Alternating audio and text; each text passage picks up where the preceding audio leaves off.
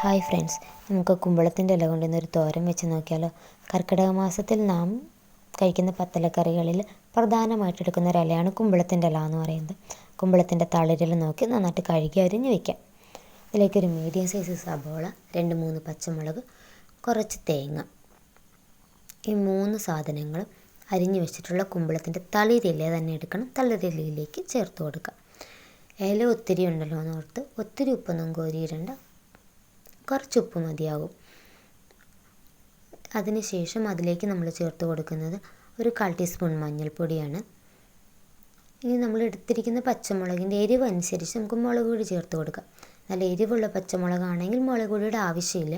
ഞാൻ എടുത്ത പച്ചമുളകിന് എരിവ് കുറവായതുകൊണ്ട് തന്നെ കുറച്ച് മുളക് പൊടി ചേർത്ത് കൈകൊണ്ട് തന്നെ ഞാൻ ഇളക്കി യോജിപ്പിക്കുകയാണ്.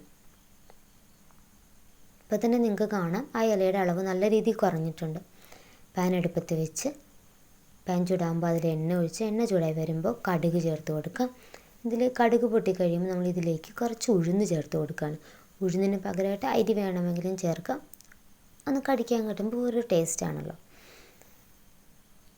പിന്നെ നമ്മളെടുത്ത് വെച്ചിട്ടുള്ള ആ ഇലയുടെ കൂട്ട് ഉഴുന്നിൻ്റെ കളർ മാറിക്കഴിയുമ്പോൾ അതും കൂടി ചേർത്ത് നല്ല രീതിയിൽ ഇളക്കി അടച്ച് വെച്ച് വേവിക്കാം.